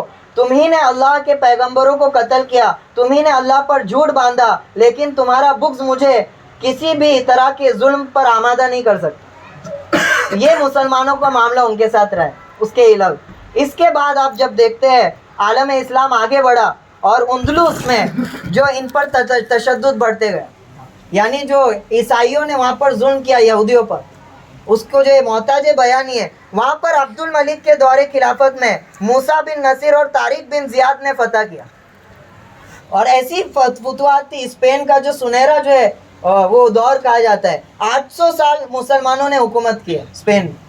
یہود پر جو ذلت مسلط تھی، جو ظلم و زیادتی کی داستانیں لکھی جا رہی تھی، اس ظلم و زیادتی کی داستان پر سٹاپ لگانے والے مسلمان تھے۔ جب طارق بن زیاد وہاں پر فاتح بن کر گئے، اس ظلم و زیادتی کو روکا اور ہر آدمی کو اس کے بنیادی حقوق جو ہے فراہم کیے۔ یہ مسلمانوں کا ان کے ساتھ معاملہ رہا ہے۔ لیکن ان کی ناپاک سازشیں مسلمانوں کے ساتھ کیا رہی؟ ابھی آپ کو بتایا عہد نبوی میں طرح طرح کی سازش ہے۔ اور بغض اور عداوت. یہ بغض و عداوت اسی جلن کی وجہ سے تھی کہ یہ ہم سے فوقیت لے گئے. بنو اسماعیل میں سے آخری نبی کیسے پیدا ہوئے؟ حسد تھا اور برتری تھی کہ ہم نبیوں کی اولاد ہیں, ہم جو ہے سب سے اعلیٰ قسم کے لوگ گزرے, ہم ان کی ملت کی پیروی کیسے کریں. یہ حسد کا نتیجہ تھا. چنانچہ یہ حسد ان کے دلوں میں بڑھتی گئی. اللہ تعالیٰ فرماتے ہیں قد بدت البغضاء من افواہہم وما تخفی صدورہم اکبر. بغض اور عداوت ان کی زبانوں سے ظاہر ہو چکی ہے, اور جو بغض و عداوت ان کے سینوں میں ہے وہ تو اس سے بھی زیادہ بڑھ کر ہے جو ظاہر کر رہے. چنانچہ اس کا اظہار ہونے لگا. جب یہ عالم میں بکھر گئے, تھیوڈر ہرزل 1896 میں اس نے اعلان کیا to create a Jewish state, یعنی جوئش اسٹیٹ کو جو ہے قائم کیا جائے, یہودیوں کا ایک مقام بنایا جائے. جو یہود پورے عالم میں بکھرے ہوئے ہیں, ان کی جو ایک زمین کی پیاس جو تھی وہ ہر وقت, یعنی وہ جو سنہرا دور گزرا تھا داؤد علیہ السلام کے بعد سے, اس کے بعد سے ایسے پھٹکارے ہوئے مارے مارے پھر رہے تھے. ایک زمین کی پیاس ہمیشہ ان کے پاس تھی کہ ہمارا ایک اسٹیٹ ہونا چاہیے, ہماری ایک حکومت ہونی چاہیے. اس نے جو اس کے لیے ندا لگائی, اس کا انتخاب کیا, وہ فلسطینی زمین کا انتخاب کیا. تو ایک ندا لگائی 1896 میں کہ جوئش اسٹیٹ کو جو ہے قائم کیا جائے. اس زمانے میں جب اس نے ندا لگائی, خلافت عثمانیہ قائم تھی. خلافت عثمانیہ کا آخری فرد سلطان عبدالحمید. میں نے کہا کہ یہ لوگ منتشر تھے, لیکن عالم کے اقتصادی معاملات ان کے قبضے قدرت میں تھے. فائنینشل اعتبار سے اس وقت بھی عالم میں ان کا کافی جو ہے حصہ تھا. تو اس وجہ سے خلافت عثمانیہ جب گرنے لگی تو قرضے میں ڈوبتی رہی اور بہت زیادہ قرضہ ہو گیا. تو سلطان عبدالحمید کو انہوں نے برائب یعنی رشوت دینے کی کوشش کی. چنانچہ کہا کہ ہم خلافت عثمانیہ کے جتنے بھی قرضے سب ادا کر دیں گے, ہم کو صرف فلسطین کا حصہ دے دیا جائے. کیا کہنے لگے؟ فلسطین کا حصہ. سلطان عبدالحمید کی غیرت تھی رحمت اللہ علیہ. انہوں نے یہ کہہ کر ان کے آفر کو رد کر دیا, اگر اپنی ساری دولت دے کر تم لوگ بیت المقدس کی ذرا سی مٹی بھی مانگو گے تو ہم نہیں دیں گے. تو یہ رد کے بعد یہ مایوس ہو گئے. اس کے بعد خلافت عثمانیہ کو گرانے میں جو بڑا ہاتھ تھا وہ یہودیوں کا تھا. اب یہ خلافت گری کیسے؟ آپ کو اس تاریخی پہلو پر بہت زیادہ غور و فکر کرنی پڑے گی. یہی وجہ بنی عرب کی تنزلی کی. خلافت عثمانیہ کس کی تھی؟ ترکوں کی تھی, عربوں کی نہیں تھی. اور خلافت کب تک چلی ہے؟ 600 سال عظیم الشان اس خلافت کے چلے, اور مسلمانوں کی شان و شوکت جو ہے پورے عالم میں جو ہے دبدبہ بنائے ہوئی. خلافت ختم کیسے ہوئی؟ انہی لوگوں نے درار ڈالنا شروع کی, عرب میں تعصب کا نعرہ بلند کرنا شروع کیا. تم عرب ہو اور یہ ترک ہو کر تم پر بادشاہی کرتے ہیں, خلافت کے حقدار تو تم ہو. خلافت کے حقدار کیا ہے؟ اس طرح ان کو تعصب میں مبتلا کیا. چنانچہ عرب اور ترک کے درمیان جنگ کا آغاز ہو گیا. خلافت کی اس لڑائی میں کشمکشی میں ایک وقت آیا کہ جنگ عظیم کے اختتام پر اس عظیم الشان کی خلافت کا بھی خاتمہ ہو. 600 سال کی جو خلافت چلی. برٹین عرب کو اکسانے والی تھی کہ تم کو ہم خلافت دیں گے, تم کو زمین دیں گے. چنانچہ جب خلافت عثمانیہ گر جاتی ہے تو جو عرب سے وعدہ کیا تھا کہ ہم تم کو زمین دیں گے, اس وعدے میں سے ان لوگوں نے یہ کیا کہ فلسطین کا ٹکڑا ان کو نہیں دیا. برٹین اور یہود کا کیا تعلق تھا میں آپ کو بتا چکا. یہ یہود تھے جو برٹین کو جو ہے فائنینشلی جو ہے سپورٹ کرنے والے تھے.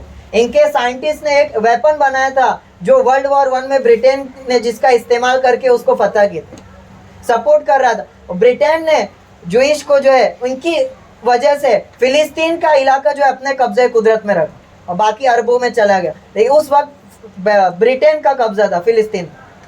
اب اس نے برٹین نے کیا کیا, اس نے پرومس کیا تھا عرب سے, دیا نہیں. اب 1917 میں بیلفور ڈکلیریشن ہوتا ہے, یہ برٹین کا جو ہے آدمی ہے. لارڈ بیلفور نے یہودیوں سے وعدہ کیا کہ وہ ان کو ایک جوئش نیشنل ہوم دے گا. کیا دے گا؟ یہ نہیں کہا کہ حکومت دے گا, حکومت تو برٹین نے اپنے ہاتھ میں رکھی, صرف اتنا اختیار دیا تھا کہ ہم تم کو ایک رہائش والا مکان یعنی ایک رہائش والی سوسائٹی دے کہ تم وہاں پہ کیا کرو, رہ سکو. اتنا اختیار دیا تھا. اب LON, यानी जिस तरह वर्ल्ड वॉर 2 के बाद क्या बना, UN बना, यूनाइटेड नेशन, वर्ल्ड वॉर 1 के बाद क्या बना था, LON, क्या फुल फॉर्म है, league of nation, league of nation बना था जंग अजीम अव्वल को रोकने के लिए, उससे होने वाले नुकसानात की भरपाई करने के। तो जब ब्रिटेन ने ये वादा किया, ब्रिटेन क्योंकि जीत चुका था जंग अजीम अव्वल, तो ताकतवर कौम थी, तो उसने अपनी बात मनवा ली और उसने ये प्रॉमिस किया, और LON ने इसको रिकॉग्नाइज कर लिया, मैंडेट कर लिया कि आपने जो ये वादा किया है ये जो जायज़ है, इस पर कर गुजर। अब यहूद को इस सरजमीन पर लाए कैसे, ये तो बिखरे हुए हैं, मुख्तलिफ इलाकों में बसे हुए, उस इलाकों को छोड़ के यहाँ पे क्यों आए? तो ब्रिटेन ने क्या किया, अरब जमींदार जो थे फिलिस्तीन में, उन पर तरह तरह के जो है टैक्सों को जो है लादा, टैक्स लादना शुरू किया, जिजिया लादना शुरू किया। टैक्सों के लादने की जो तादाद थी इतनी बढ़ गई कि अरब जो है आजिज हो जाते थे उस कर्जे को अदा करने से। जब आजिज हो जाते थे तो अब ये क्या करते थे, ब्रिटेन वाले उस जमीन को उठा के यहूदियों को दे देते, बेच देते। इस तरह से यहूद का वहाँ पर आना जो है शुरू हो गया। यानी आप देखेंगे 1922 में 80,000 यहूदी वहाँ पे बस रहे हुए थे। कितने? फिलिस्तीन की शाम की सरजमीन में। 17 साल में यानी 1939 में ये तादाद 40 लाख तक पहुँच जाती है। यानी 40.5 लाख तक यहूदी पूरे आलम से क्या है यहाँ पे जमा होना शुरू हो जाए। और नारा क्या था? वही नारा था, ये हमारी क्या है, बाप दादा की ज़मीन है, जिसकी तरदीद मैं शुरू ही में कर चुका हूँ, हम ज़्यादा इसके हकदार है, जिसकी तरदीद मैं शुरू ही में कर चुका। इसी मजहबी अहमियत को लेकर इन्होंने लोगों को जमा किया। अब यहाँ पर ज़ायोनिस्ट ने क्या किया? ज़ायोनिस्ट किसको कहते हैं? जो यहूदियों के लिए एक मुस्तकिल स्टेट बनाने के क्या थे? कायल थे। उनका तसव्वुर था यहूदियों के लिए एक मुस्तकिल जो है ममलकत हो। तो इन लोगों ने इतने भारी तादाद में वहाँ पर मुंतकिल हुए, और मुंतकिल होने के बाद इन्होंने एक जो है पहलू, एक पैतरा खेला कि इनके जो शहरी है उनको हथियार रखने की इजाज़त दी सेल्फ डिफेंस के लिए। किसके लिए? ये पैतरा ये पहले से खेलते आए, विक्टिम कार्ड जिसको कहा जाता है, अपने आप को मजलूम बनाना और उस मजलूमियत को ख़त्म करने के लिए अपने आप को ताउन लेना दूसरों से, क्या हमको जो ताउन की ज़रूरत है। तो खुद के बाशिंदों को इख्तियार दिया कि वो क्या हो सके, आर्म जो हो सके, हथियार रख सके। लेकिन वहाँ के जो अरब लोग थे उनके पास हथियार रखने की इजाज़त को सल्ब कर लिया, अरब लोग हथियार नहीं रख सकते।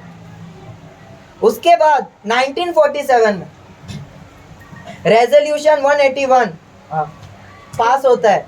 उसमें ये जो है मुतय्यन होता है कि जो शाम की 55% ज़मीन है, 55% ऑफ लैंड, ये यहूदियों को दी जाएगी। किसको दी जाएगी?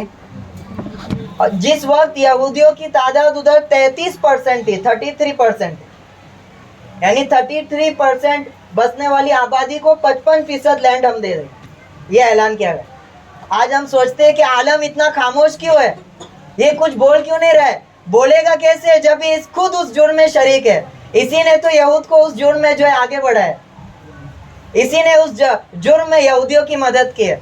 अगर बोलना है तो इनको पहले अपने गलत इक़दाम की मजम्मत करनी पड़ेगी, जब जाके यहूद की मजम्मत करने पड़े। तो ये सब शरीक है, इस वजह से खामोश होते हैं। चुनांचे ये रेजोल्यूशन पास हुआ 1948, ये बहुत दर्दनाक साल गुजरे 1948।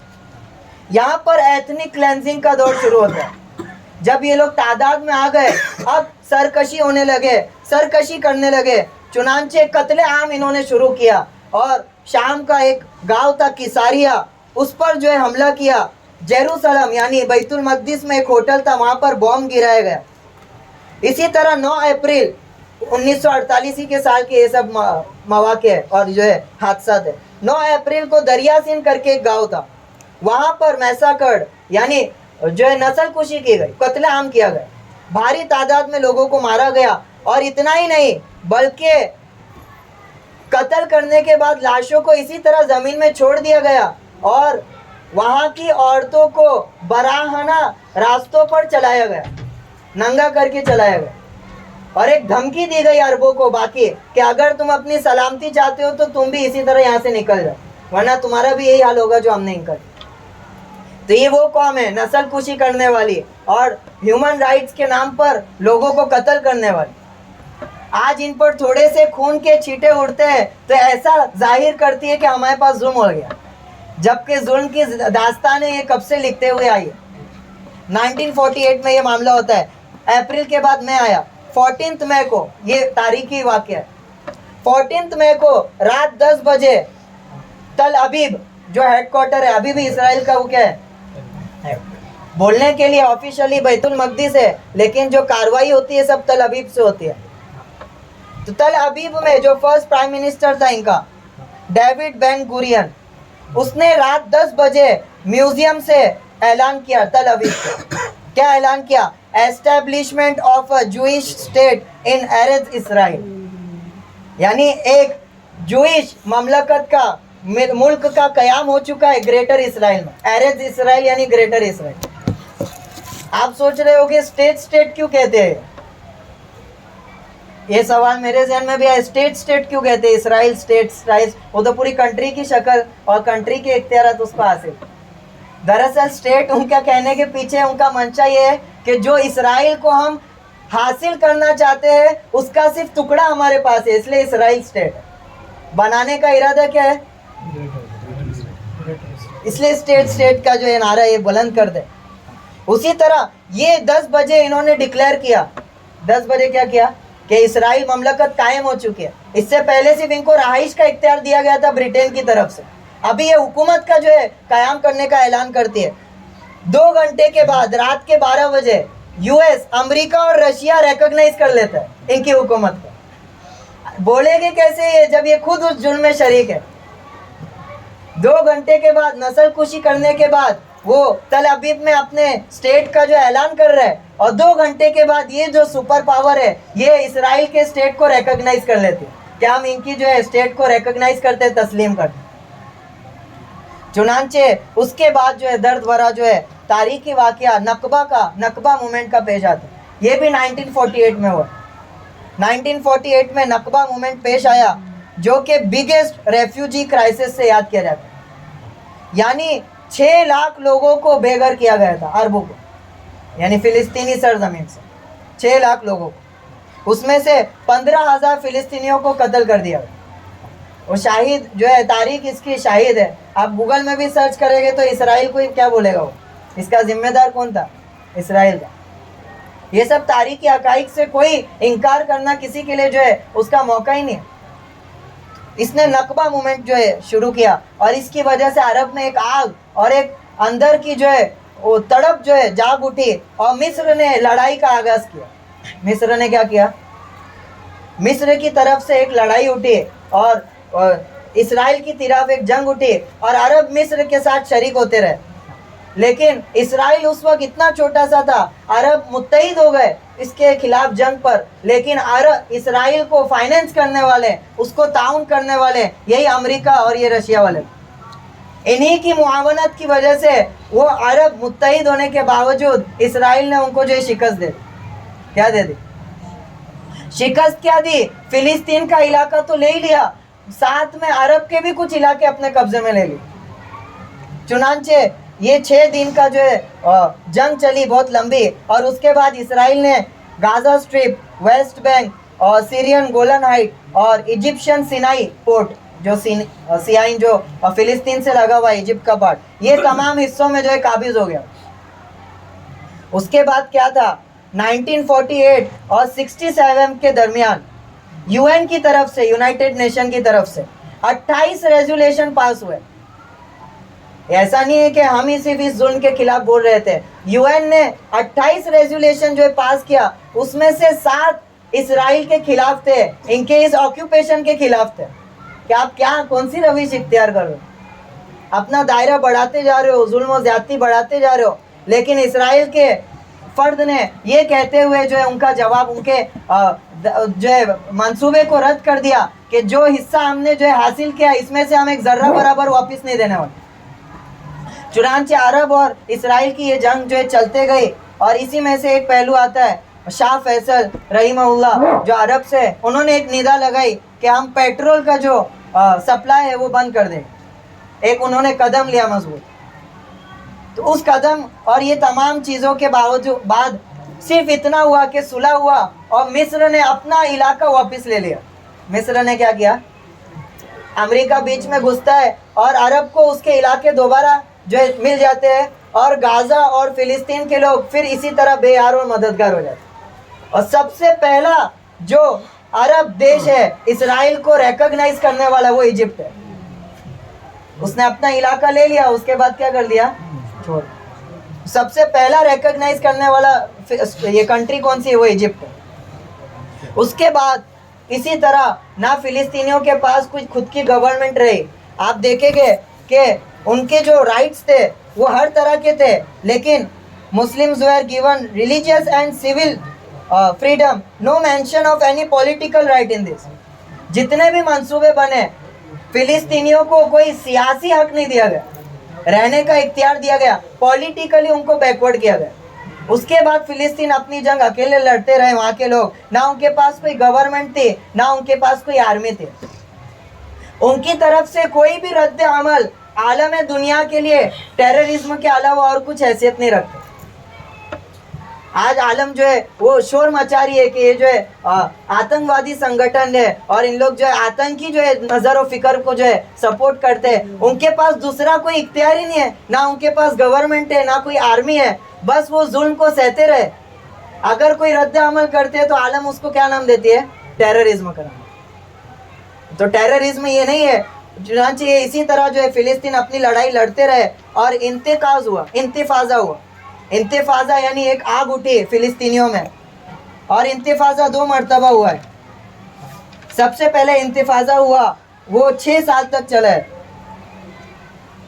6 سال تک انتفاضہ چلا, اس میں تقریباً 1200 فلسطین جو ہے مارے گئے. پہلا انتفاضہ ہوا 6 سال تک چلا.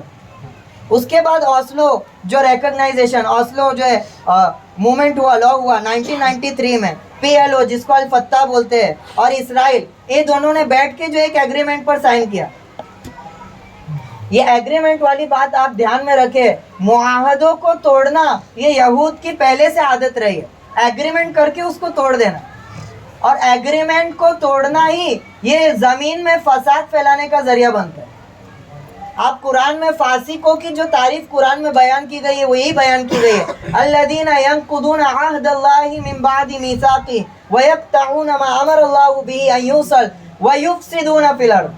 معاہدے کو توڑتے ہیں, چنانچہ اس کا نتیجہ کیا ہوتا ہے؟ زمین میں فساد پھیل جاتا ہے. یہ ایگریمنٹ انہوں نے بنایا 1993 کو کہ سیپریٹ اسٹیٹ فار پیلسٹائن, کہ ایک سیپریٹ اسٹیٹ پیلسٹائن کو دیا جائے گا اور ایک سیپریٹ اسٹیٹ کس کا ہوگا؟ اسرائیل کا. یہ معاہدہ ہو چکا ہے اور خود اس پر یہ دستخط کر چکی ہے. کیا وجہ ہے, کون سی چیز ہے جس نے ان کو اس معاہدے پر عمل کرنے سے ابھی تک روک رکھا ہے؟ ان کی نیت ہی نہیں ہے وہ معاہدے کو پورا کرنے کی. ان کا منصوبہ تو ناپاک ہے جو پہلے میں بیان کر چکا. چنانچہ اوسلو موومنٹ ہو چکا ہے. 1995 میں دوسرا اوسلو ہوا, لیکن اس معاہدے کی جو ہے پاس بازی نہیں کی گئی. اب دوسرا انتفاضہ 2000 سے شروع ہوا. 20 سینچری شروع ہوتی ہے اور 2000 سے دوسرا انتفاضہ ہوا. 5 سال تک یہ انتفاضہ چلا. انتفاضہ مطلب سمجھے؟ فلسطینیوں کی جو ریزسٹ کرنے کی جو ایک مومنٹ تھا, ان کی سرگرمی اس ظلم و زیادتی کو روکنے کے لیے, اس کو انتفاضہ سے تعبیر کر. تو 5 سال تک دوسرا انتفاضہ چلا, یعنی 2000 سے شروع ہوا تو 2005. اس انتفاضہ کا نتیجہ کیا ہوا؟ بجوز اس کے کچھ نہیں ہوا کہ 3000 فلسطینی واپس مارے گئے. 3000 فلسطینی. اب معاملہ آگے بڑھتا گیا. ہم نے دیکھا 2008 میں اسرائیل کے بے تحاشا حملے جو ہے اس کا آغاز ہونا شروع ہو گیا. 2008 میں اسرائیل نے غازہ اسٹرپ پر اٹیک کرنا شروع کیا اور اس کو آپریشن کاسٹ لیڈ کا. اسی طرح 2012 میں واپس ایک آپریشن پلر آف ڈیفنس کا نافذ کیا, اور 2 سال بعد 2014 کو آپریشن پروٹیکٹیو ایج واپس انہوں نے نافذ کیا, جس میں 3000 سے زیادہ فلسطینی مارے گئے. اسی طرح 2014 سے لے کے 2023 تک ہم کئی سالوں سے سن رہے, ہر مہینے کچھ نہ کچھ جو ہے وہاں پر سرگرمیاں ہو رہی ہے اور قتل کی جو ہے خبریں آ رہی ہے, ظلم و زیادتی کی جو ہے خبریں آ رہی ہے. 2014 سے لے کے 23 تک کے جو حملے ہیں ان کا تو کہنا ہی کیا. پے در پے اسرائیل جو ہے حملوں پر حملے کرتے رہے, اور یہ جو رساکشی چلتی رہی ہے فلسطینی اور اسرائیلیوں کی, وہ اسی طرح ہے جس طرح ایک زمین و آسمان کی رساکشی ہے. بدلے میں اسرائیل کے چند افراد مارے جاتے ہیں, جس کی پاداش میں ہزاروں فلسطینوں کو اپنا خون بہانا پڑتا. یہ وہ پروپورشن ہے جو فلسطین اور اسرائیل کا رہا ہے. یہ اسرائیلیوں کا پروپورشن ہے ان کے قتل ہونے کا, اور اس کے برمقابل انہوں نے جو فلسطینیوں کو قتل کیا وہ یہ پروپورشن ہے کہ ہر وقت یہ چنگاری, اس کو چنگاری بنا کر, اپنے آپ کو وکٹم بتا کر, مظلوم بنا کر فلسطینیوں کے خون کو بہایا گیا, ان کے خون کو رائیگا کہا گیا. تو یہ وکٹم کارڈ یہ کھیل چکے ہیں. اور جو ظلم و زیادتی ان کے ساتھ فرعون نے کی تھی, جو ظلم و زیادتی ان کے ساتھ گزشتہ ماقبل کی حکومتوں نے کی تھی, ان کو چاہیے تھا اس ظلم و زیادتی سے سبق لیتے, اپنی طاقت کو عدل و انصاف قائم کرنے کے لیے استعمال کرتے. بجوز اس کے انہوں نے وہی تاریخ کو دہرانا شروع کیا. اب میں ایک آیت آپ کے سامنے پیش کرتا ہوں. اللہ تعالیٰ نے فرمایا کہ ہم نے بنو اسرائیل کو کہا کہ تم رہو, فَإِذَا جَاءَ وَعْدُ الْآخِرَةِ جِئْنَا بِكُمْ لَفِيفًا, جب ہمارا آخرت یعنی دوسرا وعدہ پورا ہوگا قیامت سے پہلے, ہم دوبارہ تم کو جمع کر دیں. یعنی جس ظلم و زیادتی کی وجہ سے بنو اسرائیل مظلوم تھے, فرعون ان پر قابض تھا, فرعون ان کی نسل کشی پر درآمد تھا, ان کو روئے زمین سے ختم کرنے کی طاقت پر تھا, لیکن اللہ تعالیٰ نے فرعون کے ظلم کو کیا کیا, پاش پاش کر دیا. فرعون اور اس کی حکومت کو ختم کر دیا. اسی ظلم و زیادتی پر یہ پھر سے قابض ہے. فَإِذَا جَاءَ وَعْدُ الْآخِرَةِ, ہم دوبارہ تم کو کیا کریں گے, ایک جگہ جمع کریں, اور جس طرح فرعون نے تمہارے ساتھ کیا تھا اس ظلم و زیادتی پر تم کیا کرو گے, دوبارہ اس تاریخ کو دہراؤ گے, اور اسی ظلم و زیادتی کا پاداش یہ ہوگا کہ تمہارا صفایا کر دیا جائے. کیا کر دیا جائے؟ یہ یہودیوں کا یہ اقدامات آپ ہرگز نہ سمجھے ان کے عروج کی علامت ہے, یہ گویا کہ ان کے خاتمے کی علامت ہے, یہ اللہ تعالیٰ کے وعدے کے پورا ہونے کی علامت ہے. گویا کہ اب ان کا مکمل صفایا ہونے کی طرف ہی اپنے آپ کو آگے بڑھا رہا ہے, کہ طرح طرح کے مظالم اب بھی فلسطینیوں پر جو ہے بڑھائے جا رہے ہیں, اور پورا عالم اس پر خاموش ہے. اور خاموش ہونے کی وجہ بجوز اس کے کچھ نہیں ہے کہ پورا عالم بھی ان کے اس جرم میں ان کا شریک ہے. طرح طرح کے غازہ میں ابھی بھی ظلم ہے. اب تک کل کی رپورٹ ہم نے دیکھی 7,000 سے زیادہ لوگ اب قتل ہو چکے ہیں. کتنے لوگ مر چکے ہیں؟ جس میں 3,000 لوگ تقریباً بچے ہیں. یہ قتل عام, یہ جینوسائیڈ, اور پورا عالم منہ کھولنے کو تیار نہیں, اور اتنا جو ہے خون کو ہلکا کر دیا گیا. تو یہ ان کی پاداش ہے, اور ان کے منصوبے نہایت ہی جو ہے سنگین ہے. ابھی بھی خبر آئی کہ ابھی مکمل جو ہے اور جو ہے بلیک آؤٹ کر دیا گیا ہے وہاں کے علاقے کو, غازہ کے, اور گراؤنڈ لیول میں وہاں پر گھسنا ان کا شروع ہو چکا ہے. اب تک تو ایئر سٹرائک کر رہے تھے, لیکن ابھی کمپلیٹ جو ہے جینوسائیڈ کی طرف یہ جو ہے گامزن ہو چکے, غازہ اسٹرپ سے جو ہے اندر داخل ہونا شروع ہو چکے, اور منصوبہ ان کا یہی ہے کہ تمام کی کیا کر دی جائے نسل. لیکن اللہ تعالیٰ جس چراغ کو جلانا چاہے پوری دنیا اس کو بجھانے کے در پر آ جائے, بجھا نہیں سکتی. یریدون ان یطفئوا نور اللہ بافواہہم, بڑی عجیب آیت ہے. اللہ تعالیٰ فرماتے ہیں یہ چاہتے ہیں کہ اللہ کے نور کو اپنے منہ سے, اپنی منہ کے پھونک سے بجھا دے. اللہ نے ان کی کوششوں کو پھونک کی حیثیت دی ہے. پھونک میں کتنا دم ہوتا ہے, یہ عالم کتنا ہی جو کوشش کر لے, ان کی طاقت کی حیثیت پھونک کے سے زیادہ کچھ نہیں اللہ کے نزد. یہ ایسا ہی ہے کہ اپنی پھونک سے اللہ کے نور کو بجھانا چاہتے ہیں. وَيَأْبَى اللَّهُ, لیکن اللہ اس بات کا انکار کر چکا ہے. إِلَّا أَن يُتِمَّ نُورَهُ, اللہ اپنے نور کو مکمل کر کے رہے. دوبارہ ان کا خاتمہ ہوگا, اور دوبارہ اللہ کے بندے مجاہد اس کے خلاف کھڑے ہو گئے, اور اس ظلم و زیادتی کے سلسلے کو ختم کریں. ہماری ذمہ داری کیا ہے؟ ہماری ذمہ داری یہ ہے کہ اس تاریخ کو, ان مظلوموں کو ہم اپنے تذکروں میں زندہ رکھیں. وہاں کے لوگ مظلوم ہیں, وہ یہ نہیں چاہ رہے کہ ہم نکل کر وہاں پہ جو ہے ان کے ساتھ شریک ہو. انہیں معلوم ہے ہم جو اس سے عاجز ہیں. وہ کہتے ہیں کہ کم سے کم ہم ان کی مظلومیت کا تذکرہ تو کریں, ان پر ہونے والے تشدد کی برائی تو بیان کریں, کہ ہمارے خون کو بغیر کسی جرم کے ہم کو مارا جا رہا ہے, اور عالم میں اس کا تذکرہ بھی نہ ہو. اس سے بڑھ کر ہم پر کیا ناانصافی ہو سکتی. ہماری ذمہ داری ہے ان کی اس مظلومیت کا ذکر کرے, ان کے ظلم و زیادتی کے خلاف اپنی آوازوں کو اٹھائے. اس کو کنڈیم کرے, اپنی نسلوں کو اس کے بارے میں اویئر کرے, ہاں اس کے تذکروں کو کرے. ہماری بزدلی ہمارے دلوں میں اس ظلم کی برائی کو ختم نہ کر دے. ایک وقت آئے گا اگر ہم خاموش رہے تو یہ ظلم کی قباحت ہمارے دلوں سے نکل جائے گی. مسلمان کو کٹتا ہوا ہم آنکھوں سے دیکھیں گے, لیکن ہمارے اندر کوئی فکر اور بیداری نہیں آنے والی. ہم اسی طرح کھڑے کے کھڑے رہے جس طرح عرب ممالک ابھی کھڑے کے کھڑے. بولنا ضروری ہے, ظلم کے خلاف بولنا. آپ صلی اللہ علیہ وسلم نے فرمایا من رأى منکم منکرا فلیغیرہ بیدہ, جو بھی تم میں سے برائی کو دیکھے اسے چاہیے کہ اپنے ہاتھ سے روک دے. فإن لم يستطع فبلسانہ, اگر اس کی طاقت نہیں رکھتا ہے اپنی زبان سے روکے. فإن لم يستطع فبقلبہ وذاک ضعف الایمان, کم سے کم اپنی زبانوں سے اس کی برائی کو ہم جو ہے بیان کریں, ان کی مظلومیت کو ہم ان کے شریک ہو. اسی طرح ان کے تذکروں سے ہم آغاز کریں. بیت المقدس کی اہمیت کو اپنے اولادوں کو اور اپنے معاشرے میں اس کی اہمیت کو ہم اجاگر کریں. بیت المقدس ہمارے لیے کیا جو ہے اہمیت رکھتا ہے, ہمارا قبلہ اول ہے. بیت المقدس سے آپ علیہ الصلوۃ والسلام کا معراج کا سفر شروع کیا گیا. اللہ تعالیٰ چاہتے تو ڈائریکٹ بیت اللہ سے لے جاتے. عجیب اللہ تعالیٰ نے معاملہ کیا, بیت المقدس لے گئے, وہاں سے معراج کا سفر طے کرا. اور اسی جگہ آپ صلی اللہ علیہ وسلم نے گزرے ہوئے تمام نبیوں کو نماز پڑھائی, اس بات کی طرف اشارہ کرتے ہوئے کہ آخری جو ملت ہوگی, ملت حق ہوگی, وہ امت محمد صلی اللہ علیہ وسلم کی ہوگی. ساری شریعتیں منسوخ ہو چکی. اس کا انکار کرنے والا خواہ یہودی اور نصرانی ہو, وہ گمراہی اور ضلالت ہی کی طرف جو آگے بڑھو.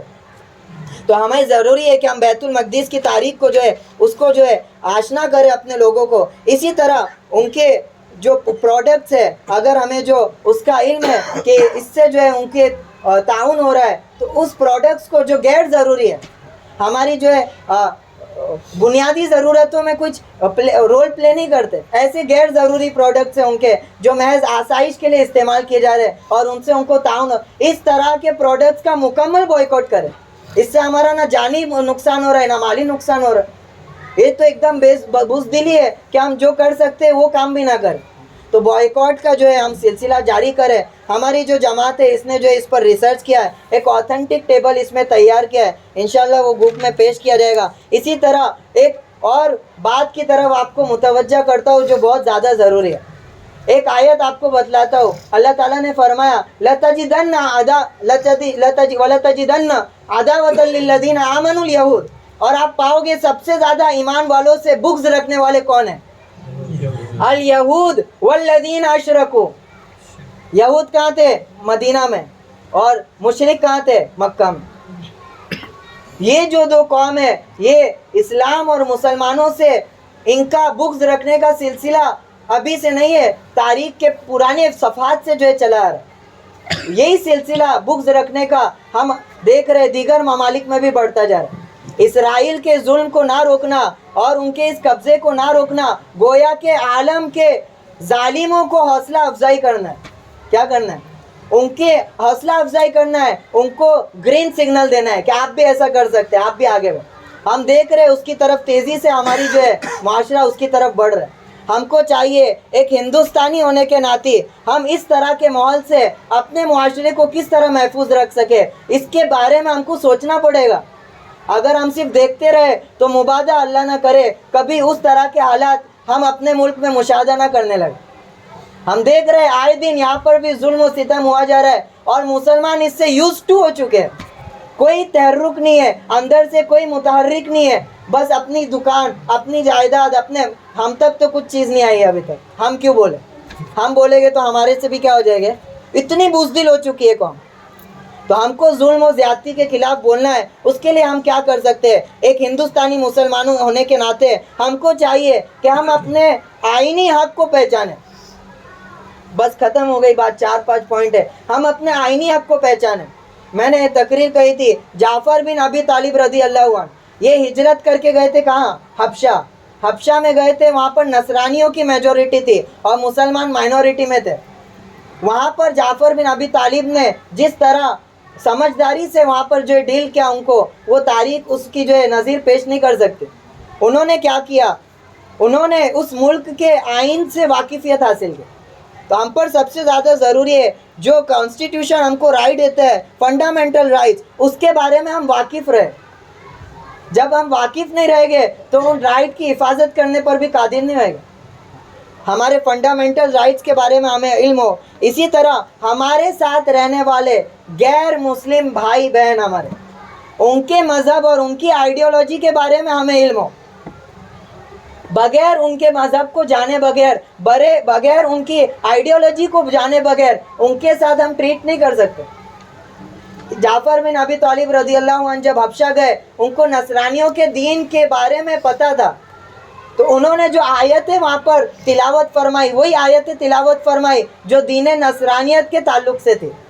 وہ چاہتے تھے کوئی دوسری آیت تلاوت کر سکتے. ہمیں چاہیے کہ ہمارے جو دیگر بھائی بہن ہیں ان کے مذہب سے ہم آشنا ہوں، اور پھر ان کے مذہب اور ہمارے مذہب میں جو بنیادی چیزیں کامن ہیں ان چیزوں کو بنیاد بنا کر اتحاد کو قائم کرنے کی کوشش کریں. کوئی مذہب ایسا نہیں ہے جو قتل کو جائز قرار دیتا. قرآن نے تو یہاں تک کہہ دیا ومن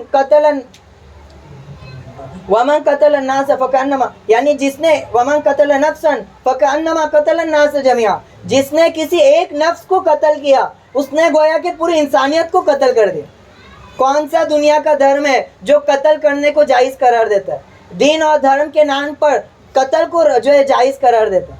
اس سے واقفیت آپ کو کب ہوگی؟ جب ان کے مذہب میں آپ جو ہے اسٹڈی کریں. ہم کو ان کے مذہب کا علم ہو، جو کامن فیکٹرز ہے، قتل کی جو ہے سرزنش ہو کہ کتنے بھی حالات بد سے بدتر نہ ہو جائے، انسانوں کا قتل کرنا یہ کسی میں جو ہے کسی کو اختیار نہیں ہے. اس کا اختیار کس کو ہے؟ لا کو ہے. ہم لا کو اپنے ہاتھ میں نہیں لے سکتے. یہ بنیادی اصول بنا ہے. عورتوں کی عصمت کی احترام کرنا، کون سے مذہب میں ایسا ہے کہ عورتوں کی جو عصمت درازی کی جائے، عورتوں کی عزتوں کو لوٹا جائے؟ یہ کار خیر ہے. اسلام نے اس کو زنا قرار دیا اور اس کو بدترین جو ہے گناہ قرار دیا، اور دیگر مذاہب بھی اس کی کیا کرتے؟ مذمت کرتے. تو ان کو ان فیکٹرز پر جو ہے کامن ویلیوز ہے اس پر جمع کیا جائے کہ ہم جو ہے معاہدہ کرتے ہیں کہ اس طرح کے شنی اور گندے فعلوں سے اپنی سوسائٹی کو بچائے. اگر ہم ان منکرات کے خلاف کھڑے نہیں ہوئے تو عنقریب ہے ہماری نسلیں ان بری چیزوں میں مبتلا ہو جائیں. تو ایسے پڑھے لکھے نوجوانوں اور امت کے ساتھ ہم جو ہے کامن ویلیوز پر ان پر جو ہے اسی طرح پروموٹ ایجوکیشن کو، اپنی امت کو تعلیم کے اعتبار سے آگے بڑھے. بغیر اپنے منصب کو حاصل کیے بغیر ہم اپنے انفلوئنس کریٹ کرنا چاہے تو نہیں ہو سکتا.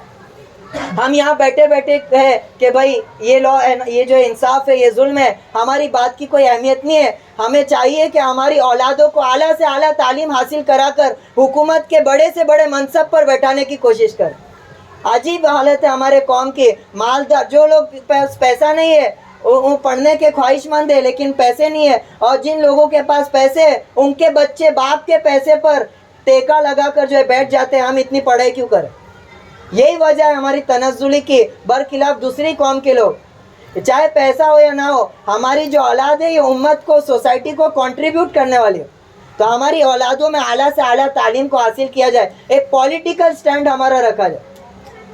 سب سے پہلے فلسطینیوں پر یہ جو ظلم ہوا ہے اس کی ابتدا یہاں سے ہوئی ہے کہ پیلیسٹینینز کو ان کے پولیٹیکلی جو رائٹس ہے وہ سلب کر لیے گئے. باقی سب رائٹ دیے گئے. آپ رہ سکتے ہو یہاں پہ، جو ہے تجارت کر سکتے، پولیٹیکلی آپ کا کوئی سٹینڈ نہیں ہے. تو اپنے پولیٹیکلی ریپریزنٹیٹیوز کو ہم تیار کریں. تو اسی طرح یہ جو چند چیزیں تھی آپ کے سامنے بیان کی گئی. اللہ تعالیٰ جو کچھ کہا گیا ہے، سنا گیا، اس کو قبول فرمائے اور ہم کو ایک مناسب رد عمل پر جمع ہونے کی توفیق نصیب فرمائے. مختصر سی دعا ہوگی انشاءاللہ، اس کے بعد جو ہے فارغ ہو جائے.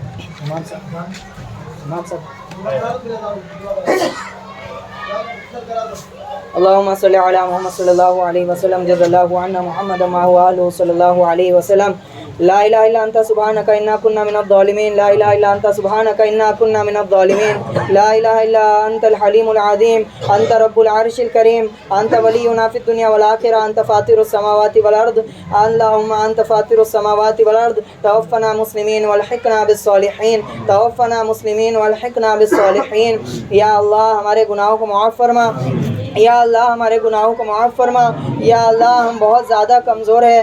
یا اللہ ہم بہت زیادہ ناقص ہے، ہر طرح کی کمزوری ہمارے میں پائی جاتی ہے، ہر طرح کا ضعف ہمارے اندر پایا جاتا ہے یا اللہ، لیکن ہماری کمزوری کا عالم تو یہ ہے، لیکن یا اللہ ہم پر جو حالات ہے وہ بہت سخت ترین ہے یا اللہ، سب سے سخت ترین حالات سے ہم دوچار ہو رہے ہیں یا اللہ، سب سے سخت ترین دور سے ہم دوچار ہو رہے ہیں یا اللہ، اس عالم میں یا اللہ تیرے علاوہ ہمارا کوئی پرسان حال نہیں ہے یا اللہ، ہماری یا اللہ کمزوریوں کا یا اللہ غیر قوم فائدہ اٹھا رہی ہے، ہر طرح کی یا اللہ بھید بھاؤ سے یا اللہ امت کے خون کو رائیگاں کر رہی ہے یا اللہ، معصوموں کا خون بہا رہی ہے یا اللہ ابھی بھی ایک مخصوص یا اللہ پٹے میں یا اللہ بے قصور یا اللہ لوگوں کو یا اللہ قتل کیا جا رہا ہے یا اللہ، بچوں کو قتل کیا جا رہا ہے یا اللہ، پورا عالم اسلام خاموش ہے، عالم دنیا خاموش ہے یا اللہ، اس ذہنی غلامی سے ہم سب کو نجات عطا فرما یا اللہ، اس ذہنی غلامی سے ہم سب کو نجات عطا فرما یا اللہ، ظلم کے خلاف بولنے کی ہم سب کو توفیق نصیب فرما،